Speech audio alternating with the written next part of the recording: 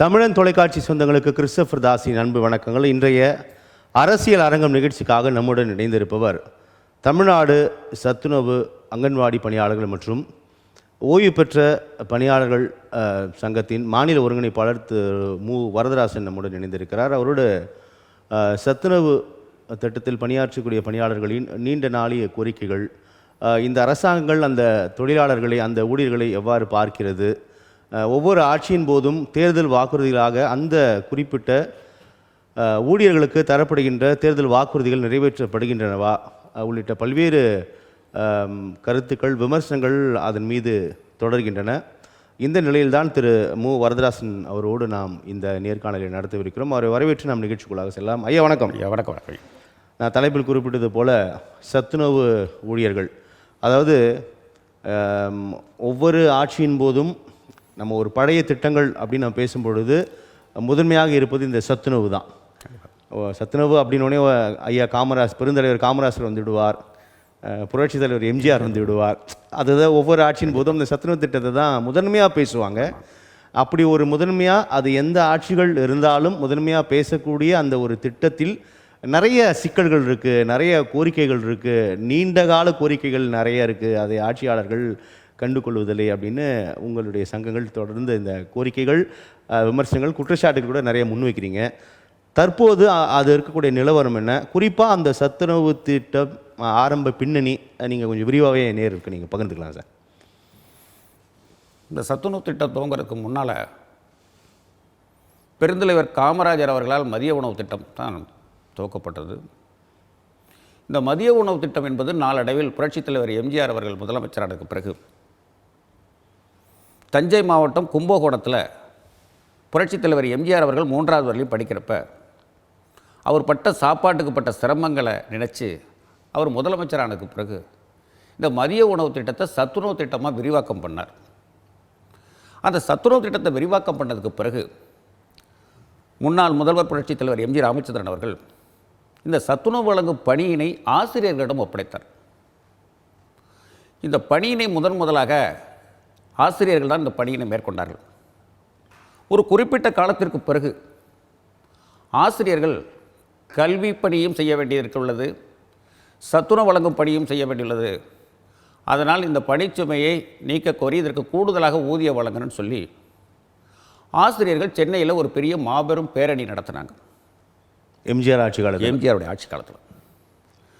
அப்போ அவருடைய ஆட்சி காலத்தில் இந்த ஆசிரியர்கள் நடத்துகிற பேரணியில் அவர்களிட்ட கோஷங்கள், அறிவியல் பாடம் போயாச்சு, அகப்பை கையில் வந்தாச்சு, கணித பாடம் போயாச்சு, கரண்டி கையில் வந்தாச்சுன்னு கோஷம் போட்டாங்க ஆசிரியர்கள். இதை பார்த்த இந்த கோஷங்களை கண்டறிந்த முன்னாள் முதல்வர் புரட்சித் தலைவர் எம்ஜிஆர் அவர்களுக்கு ஏற்கனவே ஒரு பேர் உண்டு, அவருக்கு பேர் வாத்தியார்னு ஒரு பேர் உண்டு.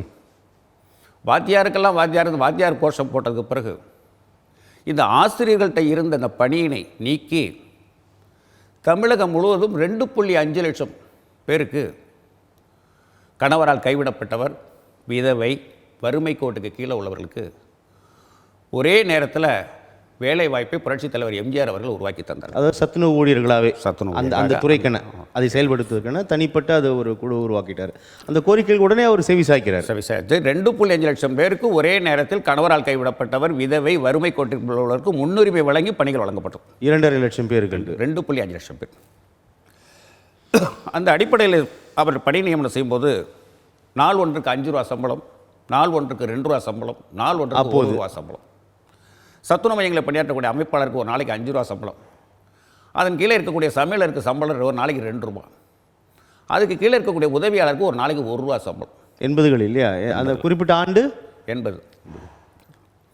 நாளடைவில் புரட்சித் தலைவர் எம்ஜிஆர் மறைவுக்கு பிறகு செல்வி ஜெயலலிதா அவர்கள் முதலமைச்சராக பொறுப்பேற்றதுக்கு பிறகு கடந்த 6/12/95 வேலூரிலே ஒரு சிறப்பு மாநில மாநாட்டை நடத்தினோம். அந்த மாநில மாநாட்டை நடத்தும் பொழுது துறை அமைச்சர் அவர்கள் போயஸ் கார்டனில் என்னை அழைச்சிட்டு போய், யார் துறை அமைச்சர்? இப்போ புலவர் இந்திரகுமாரி. ஓ, அன்றைக்கி இருந்த சமூக நலத்துறை அமைச்சர், அவர் சொந்த மாவட்டம் வேலூர் மாவட்டம். அந்த வேலூர் மாவட்டம் தன்னுடைய மாவட்டத்திலே சத்துணவு பணியாளர்களோட மாநாட்டை முதலமைச்சர் புரட்சித் தலைவி அம்மா அவர்கள் ஆட்சி மாநாடு நடத்த போகிறா அப்படின்னு சொல்லிட்டு அந்த மாநாட்டுக்கு அம்மாவை அழைக்கிறதுக்கு போயஸ் கார்டனுக்கு வரதராஜன் ஆகிய என்னை அழைச்சிட்டு போகிறாங்க. ஓ. அங்கே அழைச்சிட்டு முதலமைச்சர் அவரோட நேரடியாக அழைச்சிட்டு போனப்போ முதலமைச்சர் செல்வி ஜெயலலிதா அம்மா அவர்கள் அடுத்த மாதம் அந்த வேலூரில் இந்த மாநாட்டை நீங்கள் நடத்திடுறீங்களான்னு கேட்டாங்க. நான் ரொம்ப பணிவாக என்னால் இந்த மாநாடு நடத்த வாய்ப்பு இல்லைம்மா, முடியாதும்மா அப்படின்னு சொன்னேன். அதை உற்று கவனித்த அம்மா அவர்கள் ஏன் அப்படின்னு கேட்டாங்க. உங்களை அழைச்சி மாநாடு நடத்துகிற அளவுக்கு எங்கள்கிட்ட வசதி இல்லை, குறைந்த ஊதியம் பெறக்கூடிய எங்கள்கிட்ட வசதி இல்லை முதலமைச்சர் அழைச்சி மாநாடு நடத்துகிற அளவுக்குங்கிறத பணிவோடு எடுத்து சொன்னேன். இதை ஒரு கணம் சிந்தித்த அம்மா அவர்கள் யோசித்து பார்த்துவிட்டு என்னை எதிரறையில் அமரச் சொன்னார்கள். அமர்ந்திருந்தேன். ஏறத்தாழ 1 மணி நேரம் 40 நிமிடம் காத்திருந்தேன். உடனடியாக chief secretary Narayanan, finance secretary 2 பேரையும் போயஸ் கார்டன் வரவழைச்சு, இந்த சத்துணவு பணியாளர்கள், அங்கன்வாடி பணியாளர்கள் மாநாடு நடத்துகிற அளவுக்கு அவங்கள்ட்ட வசதி இல்லை, இந்த மாநாட்டை நம்ம அரசாங்க செலவுலையே நடத்துருவோம்னு சொல்லி அதற்கு ஒரு எஸ்டிமேட் போட சொல்லியிருக்காங்க. அவர்கள் முதலமைச்சர் சொன்ன உத்தரவுப்படி முதன்மை செயலாளரும் நிதித்துறை செயலாளரும் 43,67,000 சோஷியல் பர் ஹெட்லேருந்து இந்த மாநாட்டுக்கு ஃபண்டு அலாட் பண்ணுறாங்க. இந்த ஃபண்டு அலாட் பண்ணி ஒப்புதலானதுக்கு பிறகு என்ன அம்மா கூப்பிட்றாங்க, இந்த மாநாட்டுக்கு நீங்கள் எந்த செலவும் பண்ண வேண்டாம், ஸ்டேஜில் இருந்தால் போதும்னு சொன்னாங்க. நான் உடனே அதுக்கு வணக்கம் செலுத்தி நன்றி சொன்னேன். அதை போல் 6/12/95 வேலூரில் நடந்த பிரம்மாண்டமான மாநாடு அரசாங்க செலவிலேயே மாநாடு நடத்துறது என்பது வரலாறு. அந்த அந்த கன நேரத்தில் நீங்கள் வைத்த கோரிக்கை தான், அதாவது உங்கள் உளமாற நீங்கள் சொன்னது தான், நடத்த வசதி இல்லைம்மா அப்படின்னு சொன்ன உடனே அந்த காலம் அங்கே எடுக்கிறாங்க. ஏன்னா இது வரலையும் ஒரு அரசு ஊழியர்களோ ஆசிரியர்களோ ஒரு மாநாடு முதலமைச்சர் அழைச்சி மாநாடு நடத்துறாங்கன்னா இதுவரையிலையும் அவர்கள் அந்த சங்கத்தில் வசூல் பண்ணி தான் மாநாடு நடத்திட்டு இருக்காங்க. ஆனால் சத்துணவு ஊழியர்கள், அங்கன்வாடி ஊழியர்களுக்கு அரசாங்க செலவிலேயே மாநாடு நடத்தி அரசு பேருந்துகளையே இலவசமாக அந்த மாநாட்டுக்கு இந்த பணியாளர்கள்லாம் வர்றதுக்கு ஏற்பாடு பண்ணாங்க. அது முதலும் கடைசிமா அப்போ தான் நடந்ததா? அதுக்கப்புறம் அரசாங்கம் தரப்பு எதுவும் இல்லை. அந்த பேருந்துகளுக்கும் 5 பேருந்துகளுக்கு பெண் ஊழியர்கள் அதிகமாக இருக்கிறதுனால காவல்துறை பாதுகாப்பாக அழைச்சிட்டோம்னா 5 பேருந்துகளுக்கு ஒரு ஜீப்போ வேனோ போலீஸ் பாதுகாப்போடு அந்த மாநாட்டுக்கு அழைச்சோம். மாநிலம் முழுவதிலும் இருந்து. மாநிலம் முழுவதிலும். சபாநாயகர் சேடப்பட்டி முத்தையா, நிதியமைச்சர் நாவலர் நெடுஞ்செழியன், சோஷியல் ஃபேர் மினிஸ்டர் புலவர் இந்திரகுமாரி, சீஃப் மினிஸ்டர் செல்வி ஜெயலலிதா அம்மா, வரதராஜன் ஸ்டேஜில் இருக்கிறோம். அப்போ தான் அந்த தொகுப்பூதியம், மதிப்பூதியம், கௌரவ ஊதியம் என்ற வார்த்தைகளாக இருந்த அந்த ஊதியத்தை பூரா மாற்றி நான் ஸ்டாண்டர்டு ஸ்கேல் ஆஃப் பே அப்படிங்கிற அறிவிப்பை முன்னாள் முதல்வர் புரட்சி தலைவி அம்மா அவர்கள் அந்த மாநாட்டில் அறிவிக்கிறாங்க. நான் ஸ்டாண்டர்ட் ஸ்கேல் ஆஃப் பே என்ன டிஃப்ரென்ஸ் இதுக்கும்? அதில் வந்து தொகுப்பூதியம் கன்சால்டட் பே, நான் ஸ்டாண்டர்ட் 200, 5, 250, 10, 400 அப்படின்னு ஒரு ஸ்கேல் ஆஃப் பே ஃபிக்ஸ் பண்ணிடுறாங்க. ஓ. அந்த மாநாட்டிலேயே ஆனுவல் இன்க்ரிமெண்ட், ஆண்டு ஊக்க ஊதியமும் அந்த மாநாட்டில் அறிவிக்கிறாங்க. இது கடந்த அண்ணா திராவிட முன்னேற்ற கழக ஆட்சியில் புரட்சி தலைவி அம்மா அவர்கள் முதலமைச்சராக இருந்தப்ப சத்துணவு பணியாளருக்கு அரசாங்க செலவிலேயே மாநாடு நடத்தி அரசு பேருந்துகளை அனுப்பிச்சு காவல்துறையினுடைய பாதுகாப்போடு அனுப்பிச்சு இந்த 2 சலுகைகள் அறிவிக்கப்பட்டது கடந்த அண்ணாதிமுக ஆட்சி. அதே நேரத்தில் நாங்கள் மீண்டும் தரமணியில் திரைப்பட நகரில் துறையினுடைய அமைச்சர் புலவர் இந்திரகுமாரி அவர்களை அழைத்து மீண்டும் ஒரு மாநாடு அமைச்சரை வச்சு நடத்துகிறோம். அந்த மாநாடு நடத்தும் போது அமைச்சர் அவர்கள் அங்கே அமர்ந்திருக்கிறார்கள். 2வது மாநாடா? இது 2வது. 95 முதல் மாநாடு, அடுத்து 2வது மாநாடு. அப்போ அந்த மாநாடு நடத்துகின்ற நேரத்தில் நாங்கள் சொல்கிறோம், எங்களுடைய பணியாளர்கள் பணிக்காலத்தில் இறந்தால் அவர்களோட பிணத்தை எடுக்கக்கூட அவங்கள்ட்ட வசதி இல்லை, வசூல் பண்ணி தான் நாங்கள் எங்கள் சத்துணவு பணியாளர் பாடியை நாங்கள் எடுக்க வேண்டிய நிலைமையில் இருக்கோம். அதனால் அந்த பிணத்தை பாடி எடுக்கிறதுக்கு சத்துணவு பணியாளர்கள் இறந்தால் அவங்க எடுக்கக்கூட ஒரு ஈமச்சடங்குக்குன்னு படம் இல்லை, அந்த ஈமச்சடங்கு படங்கிறத கொடுக்கணுங்கிறத அமைச்சருடைய கவனத்துக்கு கொண்டு போகணும். அந்த சமய புலவர் இந்திரகுமாரி அமைச்சர் அவர்கள் கைத்தறித்துறையினுடைய கூடுதல் பொறுப்பு வகித்தாங்க. அந்த கைத்தறித்துறை கூடுதல் பொறுப்பு வச்சதுனால நாங்கள் இன்னொரு கோரிக்கையை வச்சோம்.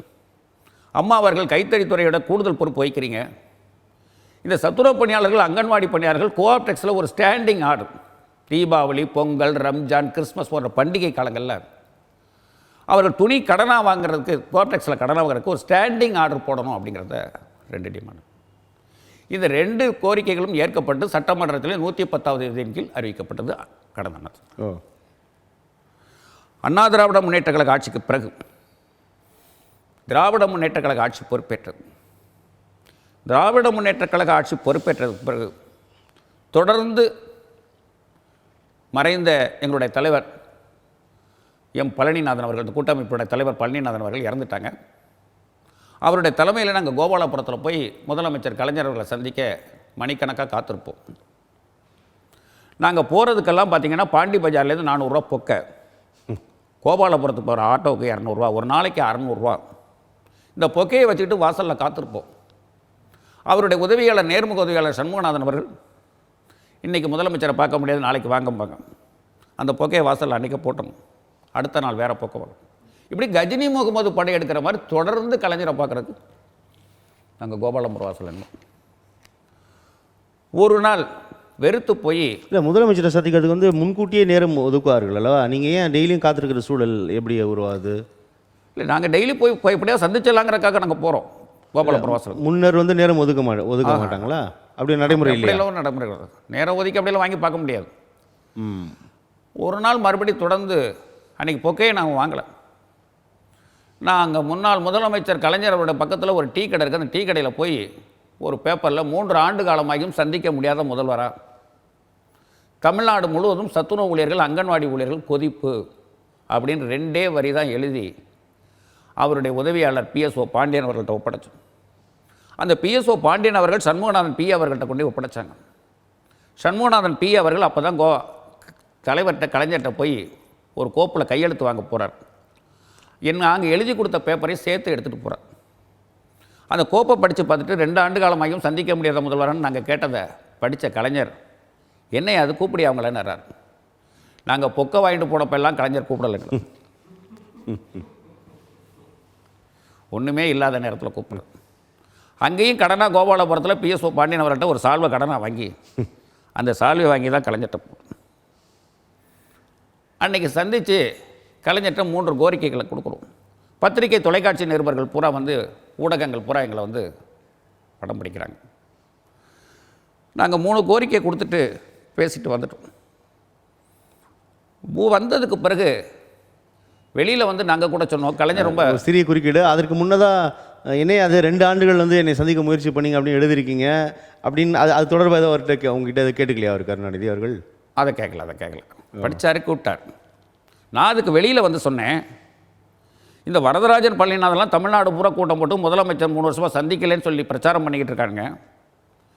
இன்றைக்கி ஊடகங்கள் மூலம் பத்திரிகை டிவி ரிப்போர்ட்டர்களை பார்த்து இன்றைக்கி எல்லா பத்திரிகையிலையும் வந்து டிவிலையும் முதலமைச்சர் சந்திச்சிட்டாருன்னு கலைஞர் விவரமாக செஞ்சிட்டாரு, அவர் ராஜதந்திரமாக செஞ்சிட்டாருன்னு நாங்கள் வெளியில் தமாசா பேசிட்டு வந்தோம். ஆனால் நாங்கள் சந்திச்சுட்டு வந்த கரெக்டாக 8வது நாள் சுதந்திர தினம். அந்த சுதந்திர தினத்தில் கோட்டையில் கொத்தளத்தில் கொடியேற்றிட்டு அந்த சுதந்திர தின உரையில் சத்துணவு ஊழியர்கள், அங்கன்வாடி ஊழியர்களுக்கு நாங்கள் என்ன கோரிக்கை கேட்டோமோ அந்த 3 சலுகைகளையும் சுதந்திர தின உரையில் முன்னாள் முதலமைச்சர் கலைஞர் அறிவிக்கிறார். பணி மூப்பின் அடிப்படையில் ஊதியம், சுமார் 1,30,000 சமையலர் உதவியாளர்கள் நான் ஸ்டாண்டர்டு ஸ்கேல் ஆப்பை தொகுப்பூதியத்திலேருந்து மாற்றி நான் ஸ்டாண்டர்டு ஸ்கேல் ஆப்பை கொண்டு வர்றாரு. இந்த ஓய்வூதியம் என்பதே கொடுக்க முடியாத, அறிவிக்க முடியாத நிலைமை. கலைஞர் அதுக்கு ஒரு புது பேர் வைக்கிறார். ஓய்வூதியம்னு சொல்ல முடியாது, அதுக்காக இந்த சத்துணவு அங்கன்வாடி பணியாளர்களுக்கு ஒரு புது பேர் வாழ்வாதார ஓய்வூதியம் அப்படின்னு ஒரு பேர் வச்சு, அமைப்பாளருக்கு 600 ரூபா, சமையலருக்கு 500 ரூபா, உதவியாளருக்கு 400 ரூபான்னு கட்டத்தில் ஓய்வூதியம் என்பதை வாழ்வாதார ஓய்வூதியத்தை முத சுதந்திர தின வரையில் கலைஞர்கள் அறிவிக்கிறார்.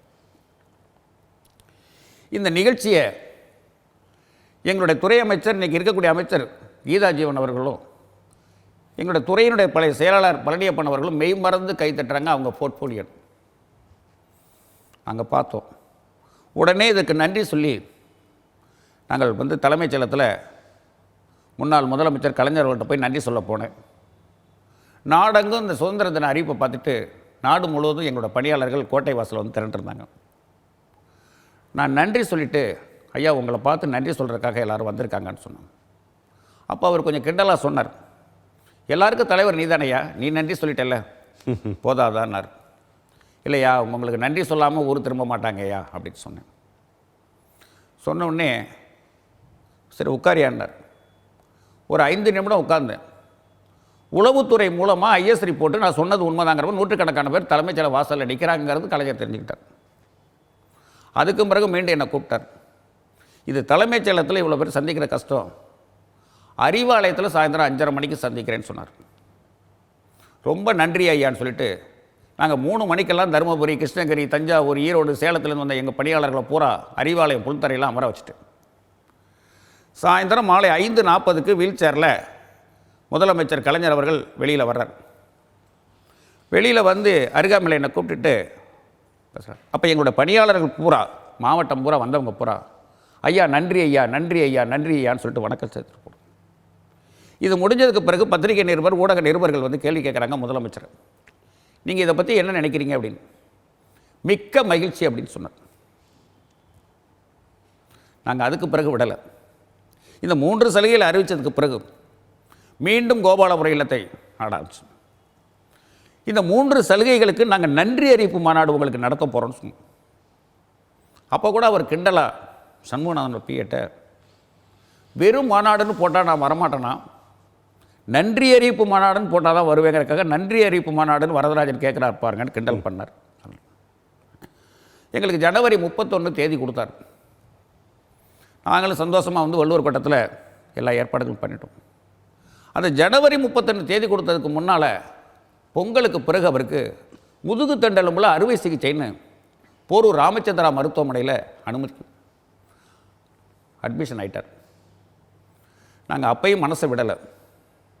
நான் மட்டும் ஒரு 1/2 கிலோ ஹார்லிக்ஸ் பாட்டில் வாங்கிட்டு போரூர் ராமச்சந்திரா ஆஸ்பத்திரி வாசலில் போய் டெய்லி நிற்பேன். ஒரு சிகிச்சை முடிஞ்சு ஓரளவு நார்மலாகி அவர் பெட்டில் எழுந்திரிச்சு உட்கார்றப்ப மதியக்குரிய டிகேஎஸ் இளங்கோவன் இன்றைக்கி அறிவாலயத்தில் உள்ள செய்தி தொடர்பாளர் டிகேஎஸ் இளங்கோவன் அவர்கள் உள்ள கலைஞரை பார்த்துட்டு வெளில வர்றாரு. என்னை பார்த்துட்டு வரதராஜன் என்ன தலைவரை பார்க்கணுமான்னு கேட்டார். ஆமான்னு சொன்னேன். உள்ளே போய் சொல்கிறாரு. உள்ளே போய் சொன்னோன்னே கலைஞர் அவர்களும் வரதராஜனை உள்ளே வர சொல்லுங்கன்னு சொல்லிடுறாரு. போகிறேன். நான் 100 அடி எட்டி டிஸ்டர்பன்ஸ் கீப்பப் பண்ணி நிற்கிறேன். அவர் முதல்ல வாயான்னு கூப்பிட்டார், போகலை. 2வது முறையும் வாயான்னு கூப்பிட்டார், நான் கிட்ட போகலை. 3வது முறை கோபமாக கலைஞர் வந்து வாயான்னு கோபமாக பேசினதுக்கு பிறகு கோபமாயிட்டாருன்னு சொல்லிட்டு கிட்டக்க போனேன். ஏன்னா அவருக்கு இன்ஃபெக்ஷன் ஆகும்னு சொல்லிட்டு யாரும் கிட்ட நெருங்க மாட்டாங்க. நான் அந்த பயத்தில் இருந்தேன். ஆனால் நான் போனோடனே எனக்கு பெட்டில் உட்கார வச்சு அந்த தோல் மேலே கையை போட்டு, உனக்கு மாநாட்டுக்கு தேதி கொடுத்துட்டு வரலன்னு உனக்கு கவலையா அப்படின்னு கேட்டார். நான் அது இல்லையா, நீங்கள் உடம்பு நல்லபடியாக வந்தால் போதியான்னு சொன்னேன். ஒரு முதலமைச்சர்கிட்ட நான் அதை தான் நான் சொல்ல முடியும். நீங்கள் உடம்பு நல்லபடியாக வந்தால் போதியான்னு சொன்னேன். நான் நல்லபடி ஆகிட்டையா, அடுத்த வாரம் வீட்டுக்கு வந்துடுவேன். அடுத்த வாரம் நீ வீட்டுக்கு வந்தோடனே வீட்டுக்கு வா, உனக்கு மறுபடியும் மாநாட்டுக்கு தேதி தரேன்னு சொல்கிறார். அதுக்கு பிறகு ரொம்ப நன்றியான்னு சொல்லிட்டு இந்த ஹார்லிக்ஸ் பாட்டில் மெதுவாக பெட்டில் வச்சேன். அது என்னையான்னு கேட்டார். ஒன்றும் இல்லையா ஹார்லிக்ஸ்ன்னு சொன்னான். நான் நல்லா தான் இருக்கேன், நீ தான் வீக்காக இருக்க, நீ தான் ஹார்லிக்ஸ் சாப்பிட்ணுன்னு சொன்னார். கலைஞரோட வார்த்தைகள் இது சொன்னார். அப்படியே மெதுவாக ராஜாத்தி அம்மாள் பக்கத்தில் இருந்தாங்க. அப்படியே மெதுவாக வச்சுட்டு நான் வந்துட்டேன். அடுத்த 1 வாரம் கழித்து அவர் வீடு திரும்பினதுக்கு பிறகு கோபாலபுரம் வீட்டுக்கு போனேன். அந்த வீட்டுக்கு போனதுக்கு பிறகு மறுபடியும் சண்முகநாதன் பியை கூப்பிட்டு வரதராஜன் வந்திருக்காரியா, தேதி குடியான்ட்டார். மீண்டும் நவம்பர் 21ஆம் தேதி தேதி கொடுக்குறாங்க. இந்த தேதி பரவாயில்லையான்னு கேட்டார். பரவாயில்லன்னு ஏற்றுக்கிறேன். முதலில் கொடுத்தது ஜனவரி, நவம்பர், 10 மாதங்கள் கடந்துவிட்டது. 2வது நவம்பர் 21 கொடுக்குறாங்க. நவம்பர் 21 தேதியை கொடுத்துட்டு நீ கொஞ்சம் அந்த ரூமில் உட்காரியான்னார். உட்காந்து சண்முகநாதன் பி அவர்களை கூப்பிட்டு துறை அமைச்சர் கீதா ஜீவனை உடனே வர சொல்கிறார். அந்த அமைச்சர் கீதா ஜீவன் வந்த உடனே என்னை கூப்பிட்டு வச்சுக்கிட்டு கலைஞர் சொல்கிறார், ஏற்கனவே வரதராஜனுக்கு தேதி கொடுத்து ஏகப்பட்ட செலவுகள் பண்ணிட்டார். எந்த சிரமங்களும் இல்லாமல் இந்த மாநாடு வந்து செலவுகளை எல்லாத்தையும் பார்த்து இந்த மாநாட்டை சிறப்பாக நடத்துறது நவம்பர் 21க்கு ஏற்பாடு பண்ணுமா அப்படின்னு கலைஞர் இன்றைக்கி இருக்கிற அமைச்சர் கீதா ஜீவனுக்கு சொல்கிறார். கண்டிப்பாக நான் செஞ்சறையான்னு அமைச்சர் கணக்கு போகிறாங்க. இந்த மாநாடு நவம்பர் 21க்கு எல்லா ஏற்பாடுகள் நடந்தது. தமிழ்நாடு முழுவதும் சத்துணவு ஊழியர்கள், அங்கன்வாடி ஊழியர்கள் வள்ளுவர் கோட்டத்தில் வந்து குமிஞ்சிட்டாங்க. 5:30 மணிக்கு முதலமைச்சர் கலைஞர் அவர்கள் வள்ளுவர் கோட்டத்துக்கு வரணும். காவல்துறை அலாட்டாக நிற்கிது. ஒரு குண்டூசி விழுந்தால் கூட சத்தம் கேட்கும். போலீஸ் அலாட்டடாக இருக்குது. நானும் அமைச்சர் கீதா ஜீவனும் வாசலில் முதலமைச்சரை வரவேற்கிறதுக்காக வாசலில் காத்திருக்கோம். 5:40 ஆச்சு, 5:50 ஆச்சு, 5:55 வரலையும் முதலமைச்சர் கலைஞர் வள்ளுவர் கோட்டத்துக்கு வரல. 5:55க்கு அமைச்சருக்கு ஃபோன் வருது. இரவு முரசொலிக்கு கடிதம் எழுதி கொண்டிருந்தார். கை வீக்கமாகிவிட்டது, அவருக்கு ஃபீவர். அதனால் இந்த மாநாட்டை தலைவர் உங்களையே நடத்த சொல்லிட்டார்மான்னு அமைச்சருக்கு சண்முகநாதன் பிஏ ஃபோன் பண்ணுறார். வாசலில் வரவேற்க நின்ன அமைச்சரும் நானும், அமைச்சர் என் முகத்தை பார்க்குறாங்க. அமைச்சர்னால் ஒன்றும் சொல்ல முடியல, நான் ஒன்றும் சொல்ல முடியல. முதல் தடவை தேதி கொடுத்து மாநாடு கேன்சல். 2வது முறை தேதி கொடுத்து மக்கள் பூரா மணியாளர்கள் பூரா வந்ததுக்கு பிறகு கலைஞர் வரலேங்கிற தகவல். இதை கேட்டோன்னே எங்கள் 2 பேருக்குமே ஒரு மாதிரி ஆகி, அப்போ தான் அமைச்சர் சொன்னாங்க, கொஞ்சம் யோசனை பண்ணிவிட்டு நீங்கள் மாநாட்டை போய் ஸ்டேஜில் துவக்கி வச்சுட்டு வாங்க வரதராஜன்னாங்க. அதுக்கு பிறகு மற்றவங்களாம் பேசுவாங்க, நம்ம அதுக்கு பிறகு நம்ம 2 பேரும் கோபாலபுரம் தலைவர் வீட்டுக்கு போயிட்டு வருவோம்னு சொல்லி அமைச்சர் என்கிட்ட சொல்கிறாங்க. அமைச்சர் சொன்னாங்களே தவிர நான் அந்த ஸ்டேஜுக்கு போகும்போது என்னுடைய மனநிலை வர்றாருன்னு சொல்கிறதா வரலேன்னு சொல்கிறதா என்ன சொல்கிறதுன்னு தெரியும். ரொம்ப தடுமாற்றத்தில் போனேன். இருந்தாலும் மனசை தைரியம் பண்ணிக்கிட்டு அப்போ தான் நான் மைக்கை பிடிச்சி பேசுகிறேன். வடை பஜ்ஜி சொஜ்ஜியெல்லாம் கடனுக்கு வாங்கி வச்சு, வடை பஜ்ஜி சொஜ்ஜியெல்லாம் கடனுக்கு வாங்கி வச்சு, பெண் பார்க்க வரும் நேரமும் ஆச்சு, பேண்ட்டு சூட்டு போட்ட மாப்பிள்ளையும் வந்தாச்சு, கல்யாண பேச்சு ஆரம்பமாச்சு, பலகாரத்தட்டும் காலியாச்சு, இதுபோல் என் வீட்டில் எத்தனையோ ஆச்சு. அதோ தெரியுதே மீனாட்சி அம்மாள், அதற்கு எதற்கு ஒட்டியான இத்தியாதி மீனாட்சி அம்மாளை எந்த பையன் பொண்ணு பார்க்க வரப்போகிறான்னு. ஒரு வயதுக்கு வந்த பெண் திருமணத்தை எட்ட முடியாத நிலைமையில், எந்த பரிதவிப்பு நிலைமையில் இருந்தாங்களோ அதே நிலைமையில் இன்றைக்கி 2.5 லட்சம் சத்துணவு அங்கன்வாடி ஊழியர்கள் முத்தமிழறிஞர் டாக்டர் கலைஞர் அவர்கள் வந்து இந்த அரங்கத்தில் நிறைவேற்றி தருவார்கள் என்ற நம்பிக்கையோடு இங்கே வந்திருக்காங்க. அந்த நம்பிக்கை வீண் போகாதுன்னு தைரியமாக சொல்லிட்டு கீழே இறங்கி அமைச்சரோட காரில் கோபாலபுரம் இருக்கல். இந்த வடபஜ்ஜி சொஜ்ஜி கதை எப்படி கலைஞருடைய காதுக்கு எட்டினதுன்னு தெரியல. நாங்கள் காரில் கிளம்பல, வண்டியில் ஏறி அமைச்சர் உட்கார்றாங்க, நான் உட்கார்றேன். அடுத்த ஃபோன் வருது, தலைவர் வள்ளுவர் கோட்டை வர்றாரு, நீங்கள் ரெடியாக இருக்கன்னு சொல்லி சண்முகநாதன்ட்டு ஃபோன். இதெல்லாம் மலரும் நினைவுகள், எங்களை பொறுத்தவரை இதெல்லாம் மலரும். அதே மாதிரி அடுத்த ஒரு 40 நிமிடங்களில் வள்ளுவர் கோட்டத்துக்கு முன்னாள் முதலமைச்சர் கலைஞர் அவர்கள் வந்துடுறாரு. அதற்கிடையில் என்ன நடந்தது அப்படின்னு தெரியல, அதற்கிடையில் என்ன நடந்திருக்கும் அப்படின்னு உங்களுக்கு தெரியல. ஆனால் நீங்கள் அந்த மேடையில் பேசியது கிளம்பு முன்னாடி அறிவிப்பு வந்துருச்சு, நான் வந்துடுறேன் அப்படின்னு பேசலாம். ஐயா, அந்த 2வது மாநாடு உங்களுடைய மேடை பேச்சு, நீங்கள் செல்வதற்கு முன்னதாக கலைஞர் கருணாநிதி அவர்கள் வருவதாக ஒப்புக்கொண்டாருன்னு சொன்னீங்க. தொடர்ந்து என்ன நடந்துச்சு நீங்கள் பகிர்ந்துங்க. முதலமைச்சர் கலைஞர் அவர்கள் அரங்கத்தில் வந்து நாங்கள் கேட்ட 15 கோரிக்கைகளையும் அறிவிச்சிட்டு, வரதராஜன் கேட்ட 15 கோரிக்கைகளையும் நிறைவேற்றிட்டேன், 16வது இன்னொரு கோரிக்கை வச்சு மீண்டும் ஒரு நன்றி அறிவிப்பு மாநாடு நடத்தி செலவு பண்ண வேண்டாம்னு கேட்டுக்கிறேன்ட்டு போனேன். 15 கோரிக்கைகள் என்னென்ன முக்கிய கோரிக்கைகள் என்னென்னு முன் வச்சுங்க? முழுவதுமாக 15 ஏற்றுக்கொண்டார்களா? முழுமையாக. இந்த 15 சலுகைகள் என்பது இன்றைக்கி இருக்கக்கூடிய சூழ்நிலைகளில் ஒரு சலுகை வாங்குறது கூட அரசு ஊழியர்கள் ஆசிரியர்கள் தீபாவளி அன்னைக்கெல்லாம் ஜெயிலில் இருந்த நடைமுறைகள்லாம் இருந்திருக்கு. ஒரு சலுகை வாங்க, இதுதான் கடந்த கால வரலாறுகள். அரசு ஊழியர்கள் ஆசிரியர்கள் வரலாற்றில் ஒரு சின்ன சலுகை, ஒரு சலுகை 2 சலுகை வாங்குறதுக்கெல்லாம் தீபாவளி அன்னைக்கு குடும்பத்தில் இல்லாமல் சிறையில் இருந்த காலங்கள்லாம் உண்டு. ஆனால் ஆல் இண்டியா லெவலில் எடுத்துக்கிட்டால் எந்த ஒரிசா, வெஸ்ட் பெங்கால், உத்தரப்பிரதேசம், பீகார் எந்த மாநிலத்திலையுமே எந்த மாநில அரசு ஊழியர்களுக்குமே ஒரே நாளில் 15 சலுகைகள் வாங்கினதான் வரலாறே இல்லை. இது ஒரு மிகப்பெரிய ஒரு பொன்னெழுத்துக்களால் பொறிக்கப்பட வேண்டிய விஷயம். ஆனால் அதே கலைஞருடைய ஆட்சி காலத்தில் நல்லது நடந்தப்ப நாங்கள் ஒரு 15 சலுகைகள் அறிவித்ததுக்கு மீண்டும் அவருக்கு ஒரு நன்றி அறிவிப்பு பேரணியை நடத்தணும். ராஜரத்ன, எழும்பூர் ராஜரத்ன ஸ்டேடியத்தில் இருந்து அந்த பேரணி என்னன்னு சொன்னால், சுதந்திர தின உரையில், குடியரசு தின உரையில் அணிவகுத்து வர்ற மாதிரி ஒவ்வொரு துறை வாரியாக ஊர்திகள் அணிவகுத்து வரும். அதே மாதிரி 15 சலுகைகளுக்கு 15 வேன்கள். அந்த 15 ஒரு சலுகைக்கு ஒரு வேன். இதை எக்மோர் ராஜரத்ன ஸ்டேடியத்தில் அந்த பேரணி அலங்கார ஊர்திகளை நாங்கள் வந்து அணிவகுத்து வந்து நன்றி சொல்ல வரும் பொழுது அதை துவக்கி வைக்க அமைச்சர் கீதா ஜீவனை அன்றைய முதலமைச்சர் கலைஞர் அவர்கள் எங்களுடைய ஸ்டேஜுக்கு அனுப்புகிறார். அமைச்சர் கீதா ஜீவனை ப்ரோக்ராமே எங்களோட ஸ்டேஜுக்கு வர ப்ரோக்ராமே இல்லை. அவங்க தூத்துக்குடி கிளம்பிட்டு இருக்காங்க. ஆனால் முதலமைச்சர் கலைஞர் அவர்கள் என்ன பண்ணுறாரு, துறை அமைச்சரை எழும்பூர் ராஜரத்ன ஸ்டேடியத்தில் நடத்தக்கூடிய பேரணியில் போய் கலந்துக்கமான்னு சொல்லி உத்தரவு போட்டு அமைச்சர் ஓடோடி எங்கள் ராஜரத்ன ஸ்டேடியத்தில் பேரணியை கொடியசைச்சு துவைக்க வர்றாங்க. அதில் இன்னொரு பெரிய வேடிக்கை என்னென்னா, இந்த பேரணி நிகழ்ச்சி முடிஞ்சதுக்கு பிறகு மறுநாள் தலைமைச் செயலகத்தில் எங்கள் சங்க நிர்வாகிகளை முன்னாள் முதலமைச்சர் கலைஞர் அவர்கள் சந்திக்கிறார். நான்லாம் நிர்வாகிகள் முன்னால் போயிட்டோம். துறை அமைச்சர் வர்றதில் ஒரு 20 நிமிடம் காலதாமதமானது. அந்த நேரத்தில் மறைந்த அவருடைய உதவியாளர் சண்முகநாதன் அவர்கள் கலைஞர்கிட்ட போய் உடனடியாக போய் 3 மாதத்துக்கு முன்னாடி அப்பாயின்மெண்ட் வாங்கினவங்க, தமிழ்நாட்டுக்கு இன்வெஸ்ட்மெண்ட் பண்ணுறதுக்கு பல ஆயிரம் கோடி இன்வெஸ்ட் பண்ணுறதுக்கு தொழில் முதலீடு பண்ணுவதற்காக 3 மாதம் 4 மாதம் அப்பாயின்மெண்ட் வாங்கினவங்க வந்து காத்துக்கிட்டு உட்காந்துருக்காங்க. அவங்கள உள்ள அழைக்கட்டுமான்னு போய் கலைஞர்கிட்ட அவருடைய உதவியாளர் சண்முகநாதன் கேட்க, கலைஞர் அப்போ சொன்ன பதில், வரதராஜன் அமைச்சர் வரட்டியா, அதுக்கு பிறகு அவங்கள கூப்பிடலையான்னு சொல்லி சொல்லிட்டார். அப்போ சண்முகநாதன் பிஏ அவர்கள் வந்து என்கிட்ட வெளியில் சொல்கிறாரு, சத்துணவு பணியாளர்கள் நீங்கள் இதில் வந்து என்ன பண்ணிட்டீங்கன்னு எங்களுக்கு ஒன்றும், தலைவரை என்ன பண்ணியிருக்கீங்கன்னு எங்களுக்கு ஒன்றும் தெரியல. பணத்தை கொண்டாந்து தமிழ்நாட்டுக்கு இன்வெஸ்ட் பண்ணவங்க 3 மாதம் முன்னாடி அப்பாயின்மெண்ட் வாங்கினவங்க காத்துக்கிட்டு உட்காந்துருக்காங்க, அவங்கள அப்புறம் கூப்பிடலான்னு சொல்லி தலைவர் சொல்கிறாரு, உங்களையும் அமைச்சரையும் முன்னாடி கூப்பிட்றாரு அப்படின்னு சொல்லி சண்முகநாதன் கிண்டலாக சொல்லிட்டு போனார். இன்னும் அதெல்லாம் நாங்கள் மறக்கலை ஒன்று.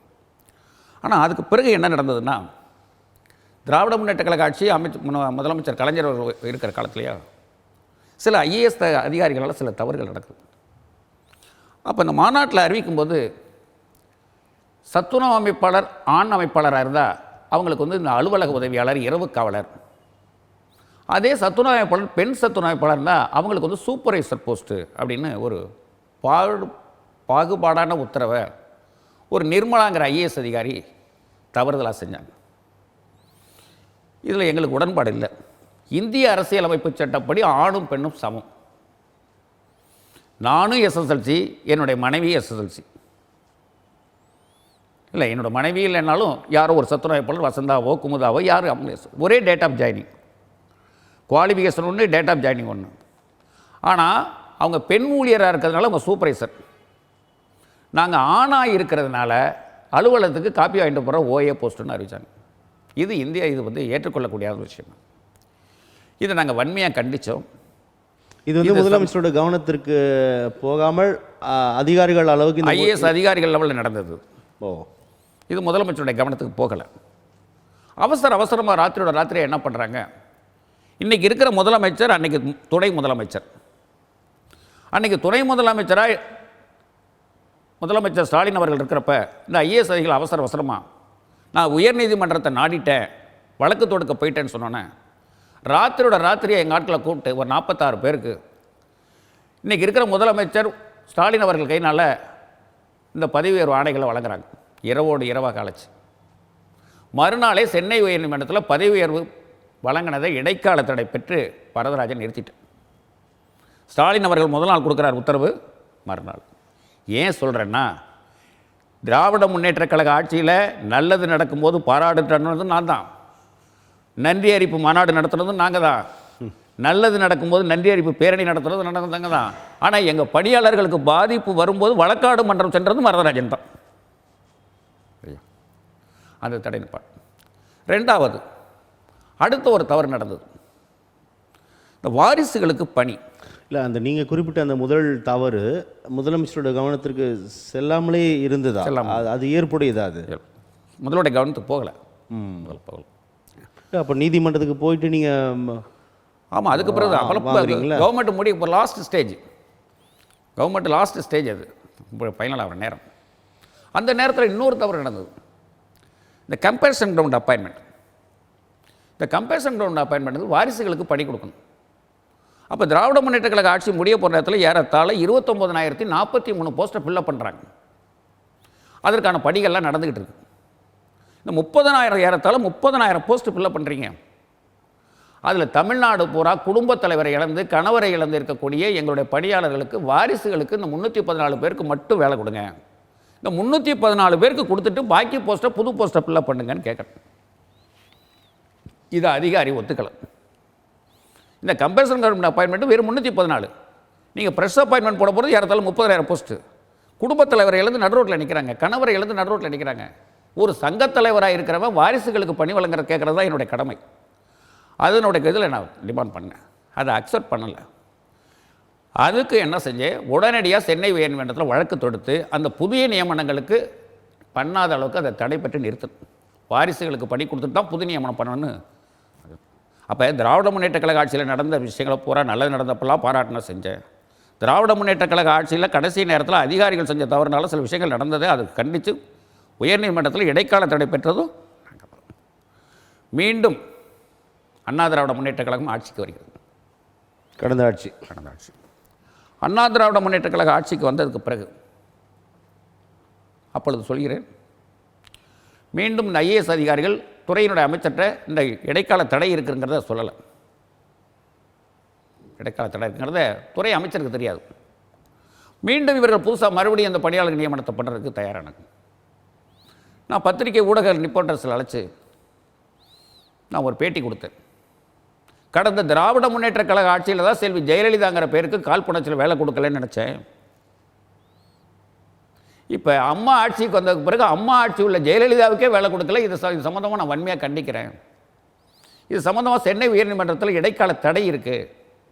இந்த தடையை மீறி நீங்கள் செய்கிறத வன்மையாக கண்டிக்கிறேன்னு சொல்லி என்னுடைய பேட்டி. நான் சொன்ன ஜெயலலிதா வேறு. விழுப்புரம் மாவட்டம் திருக்கோயில் ஒன்றியத்தில் 40 வருஷத்துக்கு முன்னாடி எங்கள் சத்துணவாயா தான் பொண்ணுக்கு ஜெயலலிதான்னு பேர் வச்சிருக்கு. அந்த ஜெயலலிதாவை மென்ஷன் பண்ணி தான் நான் சொன்னேன். அதுக்கு வாரிசு வேலையே கிடைக்கல. ஆனால் மொட்டை தலைக்கும் முழங்காலுக்கும் முடிச்சு போட்டு அதிகாரிகள் வெவ்வேறு விதமாக அதை திசை திருப்பினாங்க. அது வேண்டாம், அதுக்குள்ளே போக வேண்டாம். ஒன்று, இப்போ அண்ணா திராவிட முன்னேற்ற கழக ஆட்சியில் எடப்பாடியார் முதலமைச்சராக இருக்கிறதுல 7வது ஊதிய குழு 7th பே கமிஷன். இந்த 7th பே கமிஷன் வந்ததில் 2.57% காரணியம் அரசு ஊழியர்களுக்கு, ஆசிரியர்களுக்கு இதை பெருக்கி அந்த முறையில் தான் ஊதியத்தை நிர்ணயம் பண்ணணுங்கிறது ஒரு ஸ்டாண்டிங் ஆர்டர். ஆனால் அதில் ஒரு தவறு நடந்துருச்சு. அதில் ரிட்டையர்டான எம்ப்ளாயிஸ் அவங்களுக்கும் இந்த 2.57% காரணியை பெருக்கி தான் பண்ணணும். ஆனால் அதை பண்ணலை. அவங்க அதை பண்ணாமல் ரிட்டையர்டான எம்ப்ளாயிஸ்களுக்கு பூரா இந்த 2000 ரூபா குடும்ப ஓய்வூதியத்தோட நிறுத்திட்டாங்க. இந்த 2.57 காரணியம் குடும்ப ஓய்வூதியங்கிறது அரசு ஊழியர்களுக்கு, ஆசிரியர்கள் பண்ணுவது, புதிய பணியில் இருக்கக்கூடிய சத்துணவு பணியாளர்களுக்கு பண்ணினது போலவே ஓய்வு பெற்ற ஊழியர்களுக்கும் பண்ணணுங்கிறது நடைமுறை. அதுதான் 7வது ஊதியக்குள்ள உள்ளது. இதை நடைமுறைப்படுத்தாதனால பல்வேறு பணியாளர்கள் சென்னை உயர்நீதிமன்றத்தில் வழக்கு தொடுத்திருக்காங்க 2004. அந்த வழக்கினுடைய முடிவு இப்போ கடந்த 4ஆம் தேதி வந்துருச்சு. அந்த 4ஆம் தேதி வர முடிவு கடந்த 4ஆம் தேதி அந்த முடிவில் என்ன சொல்லுது, 7வது ஊதியக்குள்ள 2.57 பெருக்கல் காரணியை கணக்கிட்டு வழங்க வேணும் அப்படின்னு 4 நாளில் மாண்புமிகு நீதியரசர் பட்டு தேவானந்த் தீர்ப்பு வழங்கியிருக்கிறார். அதில் 2.57 காரணியை ஓய்வு பெற்ற சத்துணவு அங்கன்வாடி பணியாளருக்கு பொருந்தாது, பாரபட்சமானது அப்படிங்கிறது. இது டிஸ்கிரிமினேட்டிவ், அநீதியானது, அன்ஜஸ்ட்டு, பகுத்தறிவுக்கு ஒவ்வாதது, நேஷனல் அரசமைப்பு 4 சட்ட விதிகள் 4(16) மீறிய செயல். இந்த அநீதியினை ஜீவோ 314 ஒதுக்கி வைத்துவிட்டு அவர்களுக்கு இந்த பே ஃபிக்ஸ் பண்ணணும் அப்படின்னு சொல்லி, இப்போ அது சம்பந்தமாக ஒரு அமைப்பு வர 24ஆம் தேதி அந்த நீதிமன்ற உத்தரவை அமுல்படுத்துங்க, சட்டமன்றத்தில் தேர்தல் வாக்குறுதி கொடுத்துருக்குறீங்க, ஓய்வு பெற்ற சத்துணவு பணியாளர் அங்கன்வாடி பணியாளருக்கு ஓய்வூதியத்தை உயர்த்தி வழங்கும்னு சொல்லி வாக்குறுதி கொடுத்துருக்குறீங்க. ஒன்று நீதிமன்றத்தை அமுல்படுத்துங்க, சட்டமன்ற தேர்தல் வாக்குறுதியில் நீங்களும் சொல்லியிருக்கிறீங்க, அதை அமுல்படுத்துங்க அப்படின்னு சொல்லிட்டு வர 24ஆம் தேதி சென்னை சேப்பாக்கத்தில் சமூக நலம் ஆணையருக்கு முன்னால் ஒரு முற்றுகை போராட்டம் அறிவிச்சிருக்காங்க, நடத்துகிறதா திட்டமிட்டிருக்காங்க. அது உண்மையிலேயே வரவேற்கக்கூடியது, நியாயமான விஷயங்கள். அதில் எந்த அமைப்புகள் என்று நான் பார்க்க முடியாது. எந்த அமைப்பு நியாயமானது, கோரிக்கை என்பது நியாயமான கோரிக்கை. இதுதான் இன்றைக்கி தேர்தல் வாக்குறுதியில் ஏற்கனவே அரசு ஊழியர் சங்கம் கூட தேர்தல் வாக்குறுதியை செயல்படுத்தவில்லை, இந்த சட்டமன்ற கூட்டத்தொடரிலாவது 110 விதியின் கீழ் அறிவிங்க அப்படின்னு சொல்கிறத நம்ம கேட்டோம். நம்மளுடைய நிகழ்ச்சியில் கூட அதை பதிவு பண்ணோம். அந்த ஃபோட்டோஜியோ மாநில ஒருங்கிணைப்பாளர் வந்தார். ஃபோட்டோஜியோ எல்லாமே இந்த கோரிக்கைகள் எதிர்பார்த்து காத்து கொண்டு இருக்கிற நிலையில் சத்துணவு ஊழியர்களும் உங்கள் அமைப்பும் காத்து கொண்டு இருக்கிறது.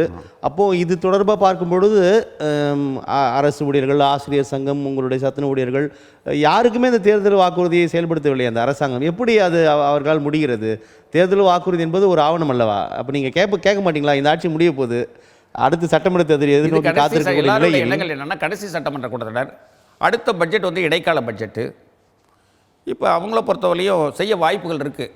ஒரு சமயம் இன்னமும் நம்புகிறீர்கள்? இருக்கு 110வது விதிகளை சட்டமன்ற கூட்டத்தொடரில் முதலமைச்சர் அறிவிக்க உங்களுக்கு வாய்ப்பு இருக்குது. மானிய கோரிக்கை அன்றைக்கி தான் அறிவிக்கணும்னு ஒன்று கிடையாது. அது சரி. இப்போ முதலமைச்சர் அறிவித்து விடலாம். அறிவிப்பாரா அப்படின்றத கேள்வியாக இருக்குது. சட்டமன்ற தேர்தல் வாக்குறுதியில் அறிவிப்பாரா அப்படிங்கிறத அறிவிக்கலைன்னா அப்படின்னாலும் அதை பற்றி எங்களுக்கு கவலை இல்லை. நாங்கள் தெளிவாக இருக்கோம். நாங்கள் கடந்த பாராளுமன்ற தேர்தல்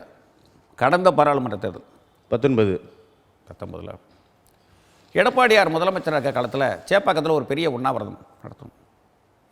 அப்போ தொலைக்காட்சி நிருபர்கள், பத்திரிகை நிருபர்கள்லாம் சந்தித்து எங்களை பேட்டி எடுக்காத அளவுக்கு ஒரு இருட்டடிப்பு நடந்தது. ஆங்காங்கே தமிழ்நாடு முழுவதும் அந்த வேன்கள், பேருந்துகள் ஆங்காங்கே தடுத்து நிறுத்தப்பட்டது. நாங்கள் மீண்டும் காவல்துறைக்கு எச்சரித்தவுடன் அந்த வேன்கள், பேருந்துகள்லாம் உள்ளே அனுமதிக்கப்பட்டது. அந்த சட்டமன்ற தேர்தலுக்கு முன்னால் நாங்கள் வந்து தெளிவாக சொன்னோம், எங்களை அழைச்சி கூப்பிட்டு பேசுங்க அப்படின்னு. அப்போ பேசலை.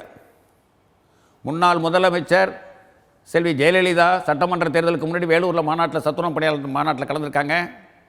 முன்னாள் முதலமைச்சர் கலைஞர் சட்டமன்ற தேர்தலுக்கு முன்னதாக வள்ளுவர் கோட்டை மாநாட்டில் சத்துணவு பணியாளர் மாநாட்டில் கலந்துருக்காங்க. ஆனால் எடப்பாடியார் அவர்களும் நீங்கள் மாநாட்டில் மாநாட்டிலே கலக்க வாய்ப்பு இல்லைன்னா எங்களை அழைச்சி பேசுங்க அப்படின்னு சொல்லி கூப்பிட்டு கண்டுக்கலை. இந்த கோரிக்கை முன்வைத்து 2019 அடுத்த நாடாளுமன்ற தேர்தல் முடிஞ்சிருச்சு. ஆமாம், போன நாடாளுமன்ற தேர்தலில் அதை செவி சாய்க்கலை, இருட்டடிப்பு பண்ணாங்க. அதுக்கு பிறகு நாங்கள் ஒரு சரியான ஒரு முடிவை எடுப்போம்னு சொன்னோம். அந்த முடிவை எடுத்தோம். அந்த முடிவு என்னன்னா, 18 சட்டமன்ற தொகுதிக்கு இடைத்தேர்தல் நடந்தது. போன பாராளுமன்ற தேர்தல் நடந்ததில்ல, 18 சட்டமன்றம். அதில் தஞ்சாவூர் சட்டமன்ற தேர்தலில் தொகுதியில் எங்கள் ஓய்வு பெற்ற சத்துணவாய்ப்பாளரை வேட்பாளராக நிறுத்தணும், செல்வராஜ் பிஏ. இது வரலையும் அரசு ஊழியர்களோ ஆசிரியர்களோ யாருமே ஒரு அரசியல் கட்சி மாதிரி ஒரு வேட்பாளரை நிறுத்தினது முதன்முறையாக ஒரு ஓய்வு பெற்ற பணியாளரை திமுகவும் பார்க்கல, நாங்கள் அண்ணா திமுகவை பார்க்கல, அமமுகவை பார்க்கல, எந்த அரசியல் கட்சிகளையும் பார்க்கல. நாங்கள் பார்த்த கண்ணோட்டம் இந்த பணியாளருடைய நலன் மட்டும். அப்போ ஓய்வு பெற்ற சத்துணவு பணியை நாங்கள் நிறுத்துகிறோம். அப்போ எங்களுக்கு கிடைக்கிற சின்னம் வந்து குக்கர் சின்னம் கிடைக்குது. குக்கர் சின்னம். அந்த குக்கர் சின்னம் அது ஒரு ஃபெமிலியர் சின்னம் என்ன சொல்லுவாங்க. அது அமமுகவுக்கு சொந்தமாக இருந்த சின்னம். தேர்தல் கமிஷன் தேர்தலுக்கு முன்னாடி அவர்களுக்கு பரிசு போட்டியை கொடுத்துட்டு சுயேட்சை வேட்பாளரான எங்களுக்கு இந்த குக்கர் சின்னம் கிடச்சிச்சு. நாங்கள் தீவிரமாக பிரச்சாரத்தில் இருந்தோம். எங்களுடைய பிரச்சாரங்களே திமுகவை ஆதரித்தோ, அண்ணா திமுக ஆதரித்தோ, அமமுக ஆதரித்தல்ல. ஆட்சியை பறிகொடுத்தவர்களுக்கும், ஆட்சியை தொடர நினைப்பவர்களுக்கும், ஆட்சியை எட்டி பிடிக்க நினைப்பவர்களுக்கும் இது ஒரு பாடமாக தஞ்சையிலே ஒரு வேட்பாளரை நிறுத்தியிருக்கோம். இந்த தஞ்சை வேட்பாளர் வெற்றிமுக செய்வது தமிழ்நாடு முழுவதும் பிரதிபலிக்கக்கூடிய சூழல் இருக்கும் அப்படின்னு சொல்லி எங்களுக்கு பல்வேறு நெருக்கடிகள் வந்தது. திராவிட முன்னேற்ற கழகத்திலேருந்து நெருக்கடி, அண்ணா திராவிட முன்னேற்ற கழகத்திலேருந்து நெருக்கடி, அமமுகலேருந்து நெருக்கடி, எல்லா இதுலேருந்து நெருக்கடி. நாங்கள் நெருக்கடியெல்லாம் பார்க்கல, துணிச்சலாக களத்தில் இருந்து நாங்கள் பிரச்சாரத்துக்கு. அப்போ நாங்கள் வாங்கின ஓட்டு மக்கள் நீதி மையம், கமலஹாசன் கட்சி வாங்கலை. நாங்கள் வாங்கின ஓட்டு மரியாதைக்குரிய சீமான் அவர்கள் வாங்கலை. இன்னும் குறிப்பாக சொல்ல போனால் நாங்கள் வாங்கின ஓட்டு பிஜேபி வாங்கலை. எங்களுக்கு அமைப்பு சாரா தொழிலாளர்கள் போது ஆதரவு கொடுத்தாங்க, வணிகர் சங்கங்கள் ஆதரவு கொடுத்தது. நாங்கள் ஒரு பெரிய மெகா கூட்டணியை உருவாக்கணும். அந்த கூட்டணி என்னன்னா, கிராமப்புறங்களில் வேலை பார்க்கக்கூடிய அரசு சார்ந்த பணியாளர்கள். இப்போ கிராமப்புறத்தில் மக்கள் நல பணியாளர் இருக்காங்க, அவங்க வேலை இழந்திருக்காங்க. கிராமப்புறத்தில் ரேஷன் கடை ஊழியர் இருக்காங்க. கிராமப்புற நூலகர் இருக்காங்க, கிராமப்புறத்தில் வாட்டர் டேங்க் ஆப்ரேட்டர் இருக்காங்க, பம்பு ஃபிட்டர் இருக்காங்க, கிராம கோயில் அர்ச்சகர் இருக்காங்க. ஸோ இவங்க எல்லாமே இதுக்குள்ளே வந்துடுறாங்க இல்லையா? எல்லாருமே அரசாங்க திட்டத்தில் வேலை பார்க்குறோம். ஆனால் அரசு ஊழியர்களுக்குள்ளே அந்தஸ்து பெறாதவர்கள், இவங்க எல்லாரையும் நாங்கள் ஒருங்கிணைச்சு ஒரு மெகா கூட்டணியை உருவாக்கணும். ஒரு வீட்டுக்கு ஒரு ஊழியருக்கு 5 ஓட்டுன்னு சொன்னாலும் ஒரு பஞ்சாயத்துக்கு 50 ஓட்டை பிரித்தோம். தேர்தலில் நாங்கள் ஜெயிக்கணும்னு சொல்லலை, ஆனால் வாக்கு வங்கிகளை பிரிக்க ஆரம்பித்தோம். இந்த வாக்கு வங்கிகளை பிரித்தோடனேயே அனைத்து அரசியல் கட்சிகள் பார்வையும் எங்கள் மேலே விட ஆரம்பிச்சிச்சு. இந்த முறையும் பார்ப்போம். இப்போ நாங்கள் நெருங்கி போகிறோம். தேர்தல் வாக்குறுதியை செய்யுங்க கேட்குறோம், நீதிமன்றம் சொன்னதை அமுல்படுத்துங்கன்னு கேட்குறோம். இதை படுத்துனா அவங்களுக்கு லாபம், அமுல்படுத்தலைன்னா எங்களுக்கு நஷ்டம் இல்லை. நாங்கள் மீண்டும் முடிவெடுப்போம். எத்தனை தொகுதிகளில் வேட்பாளரை நிறுத்துறங்கிற முடிவுகளுக்கு நாங்கள் அடுத்த கட்டமாக இல்லை. இப்போது இது நீங்கள் கடைசியாக இந்த ஆட்சி முடியும் போது நீங்கள் உங்களுடைய போராட்டம் அறிவிச்சிருக்கீங்க. ஒருவேளை எங்களுடைய கோரிக்கை ஏற்கப்படலாம் நான் என்ன பண்ணுவோம் அப்படின்னு ஒரு வித எச்சரிக்கை விடுக்கிறீங்க. ஆனால் இது தொடர்பாக நீங்கள் முதலமைச்சர் திரு ஸ்டாலின் அவர்களை சந்தித்தீர்களா? அவர் என்ன உங்களுக்கு குறைந்தபட்சம் என்ன ஒரு பதிலை தந்தார், அல்லது துறை சார்ந்த அமைச்சர் என்ன சொன்னார்? அதாவது நாங்கள் சொல்கிறோம், இப்போ கூட சொல்லியிருந்தோம், முதலமைச்சர் ஸ்டாலின் அவர்களை சந்திக்கு நாங்கள் மனு அனுப்பலாம், அமைச்சருக்கு அனுப்பலாம். அமைச்சர் மூலமாக அந்த போர்ட்ஃபோலியோ மினிஸ்டர் மூலமாக தான் அனுப்பலாம். அமைச்சர் கையில் ஒன்றும் இல்லை, எல்லாமே முதலமைச்சர் எடுக்கக்கூடிய முடிவு. ஆனால் நாங்கள் அனுப்புகிறோம். அதை கூட நாங்கள் எப்படி கொண்டு போனோம்னா, இந்த 15ஆம் தேதி சென்னையில் கோபாலபுரத்தில் கலைஞர் வாழ்ந்த கோபாலபுரம் இல்லத்தில் அவருடைய படத்துக்கு நாங்கள் மலர் தூவிட்டு, அதுக்கு பிறகு கலைஞருடைய நினைவிடத்திலிருந்து 18 வேன்களில் அவர் முன்னாள் முதலமைச்சர் தங்கள் அப்பா, இன்றைய முதல்வருடைய அப்பா என்னென்ன சலுகை அறிவித்தாரோ அது சலுகைக்கு ஒரு வேன், இந்த 18 வேன்களோட நாங்கள் ஊர்வலமாக உங்களுக்கு புத்தாண்டு வாழ்த்துன்னு சொல்லி, நீங்கள் அப்பா செஞ்சது மாதிரியே நீங்கள் சொன்ன தேர்தல் வாரிக்கையை நீங்கள் எங்களுக்கு செஞ்சு கொடுங்கன்னு கேட்குறக்காக தான் நாங்கள் திட்டமிட்டு 15ஆம் தேதி திட்டமிட்டு காவல்துறைக்கெல்லாம் நாங்கள் ஏற்கனவே கடிதம் கொடுத்துட்டோம். காவல்துறை போட்டு குழப்பி கடைசி நேரத்தில் கோபாலபுரத்தில் வேண்டாம் நாங்கள் ஏற்றுக்கிட்டோம். மரியாதைக்குரிய தயாளம்மாள் அவர்கள் உடம்பு முடியாமல் இருக்காங்க, அதனால் அங்கே நீங்கள் எதுவும் பேரணி துவக்க வேண்டாம் நாங்கள் ஒத்துக்கிட்டோம். ரெண்டாவது நீங்கள் இங்கே கலைஞருடைய நினைவிடத்தில் வச்சுங்கன்னாங்க, ரைட்டு ஏற்றுக்கிட்டோம். ஒவ்வொரு அதிகாரியும் காவல்துறை அதிகாரி ஒவ்வொரு விதமான பதில் சொன்னாங்க, சரியான பதில். அப்புறம் கடைசியாக பார்த்தாங்க, கடைசியாக அந்த இடத்துல நினைவிடத்தில் ஒரு மலரஞ்சலி கூட வைக்க அனுமதி கொடுக்கல. அதுக்கு பிறகு அறிவாலயத்தில் நாங்கள் மூத்த நிர்வாகிகளை போய் சந்தித்தோம். அந்த மூத்த நிர்வாகிகளை போய் சந்திக்கும் போது இன்றைய செய்தி தொடர்பாளர், திராவிட முன்னேற்ற கழகத்துடைய செய்தி தொடர்பாளர் டி.கே.எஸ். இளங்கோவன், மரியாதைக்குரிய டி.கே.எஸ். இளங்கோவன் அவர்கள்ட்ட போய் இந்த விஷயத்தை சொன்னோம். நேற்று முதற்கொண்டு சந்தித்து பேசியிருக்கோம். விரைவில் துறை அமைச்சரை அழைச்சி, துறை அமைச்சரை வச்சுக்கிட்டு முதலமைச்சரை உங்களை சந்திக்கிறதுக்கு, உங்களை கோரிக்கை பரிசீலனைக்கு செய்கிறதுக்கு நிச்சயம் ஏற்பாடு பண்ணுறேன்னு ஒரு உத்தரவாதத்தை கொடுத்துருக்காரு. நம்பிக்கையோட இருக்கிறோம். சட்டமன்றம் 30ஆம் தேதி வரையும் இருக்குது. அதுக்குள்ளே இந்த 110ஆவது விதிகளை வருங்கிறத எதிர்பார்க்குறோம். அப்படியே இல்லைனாலும் அடுத்த கட்டமாக என்ன செய்கிறதுங்கிறத அவங்களுக்கு இன்னும் ஏறத்தாழ 10 மாதம் ஆட்சி காலம் இருக்குது, செய்வாங்கங்கிற நம்பிக்கையில் இன்னமும் இருக்கோம். அப்படி செய்யலைன்னு சொன்னால் அடுத்த கட்டமாக நாங்கள் எந்த களத்தில் இறங்குவோங்கிறத நாங்கள் நிச்சயம் முடிவெடுப்போம். அதில் எந்த மாற்றமும் இல்லை. இப்போ கடைசி சட்டமன்ற கூட்டத்தொடர் இதில் அறிவிக்கலாம், இல்லை நீங்கள் சொல்கிற மாதிரி இன்னும் இருக்கக்கூடிய மீதி மாதங்களில் எப்போது வேண்டுமென்றாலும் முதலமைச்சர் நினைத்தால் அறிவித்து விட முடியும். கண்டிப்பாக. ஆனால் அப்படி ஒரு சூழல் இருக்கா? ஏன்னா அப்படி தான் இதை அறிவிப்பு வெளியிட்டு உங்களை ஆச்சரியத்தில் ஆழ்த்தி தேர்தலை சந்திக்க வேண்டிய நிலையில் அதிமுக இருக்கிறது. அப்படி இல்லை. ஆசிரியர்களுக்கு, அரசு ஊழியர்களுக்கோ ஆசிரியர்களுக்கோ சத்துணவு ஊழியர்களுக்கோ பொதுமக்களுக்கோ சொன்ன வாக்குறுதியை நிறைவேற்றலைன்னு சொன்னால், ஒரு ஆட்சிக்கு வருவதற்கு முன் சட்டமன்ற தேர்தலில் கொடுத்த வாக்குறுதியை நிறைவேற்றணும். அப்படி நிறைவேற்றலைன்னா அது யாருக்கு பாதகம் என்பது அது அவங்களுக்கே தெரியும். நாங்கள் அதை வெளிப்படையாக நாங்கள் சொல்லுவோம். இல்லை, அவர்களுக்கு தெரிந்தும் இந்த தாமதத்துக்கான காரணம் எப்படி புரிஞ்சுக்கிறீங்க? நல்லா தெரியும், ஆட்சியாளர்களுக்கு தெரியும். அரசு ஊழியர்கள், ஆசிரியர்கள், சத்துணவு பணியாளர்கள் எல்லாமே இவ்வளோ கடும் அதிருப்தியில் இருக்கிறார்கள். அவங்க எந்த விதமான எதிர்வினை ஆற்றுவார்கள் என்பது ஆட்சியாளர்கள் நன்கு அறிந்தது தான். அதற்கு பிறகும் இந்த தாமதம் ஏற்படுகிறதே, இதை எப்படி புரிஞ்சுக்கிறீங்க? இல்லை எப்படி புரிஞ்சுக்கலான்னு கேட்குறேன். தாமதம் ஏற்படுகிற நாங்கள் என்ன பண்ண முடியும்? இந்த விஷயத்தை பொறுத்தவரையும் ஒவ்வொரு அரசியல் கட்சிகளும் ஒரு கூட்டணி அமைச்சிருக்கு. நாங்கள் அது மாதிரி ஒரு கூட்டணியை உருவாக்குவோம். எந்த அரசியல் கட்சிகளோட நாங்கள் கூட்டணி கூட வைக்கலாம். ஒரு குறிப்பிட்ட தொகுதியில் நாங்கள் கூட்டணி கூட வைப்போம். வாக்கு வங்கிகள் 2.5 லட்சம் சத்துணவு பணியாளரோட வாக்கு வங்கிகள், குடும்ப வாட்டு 10 லட்சம் ஓட்டு.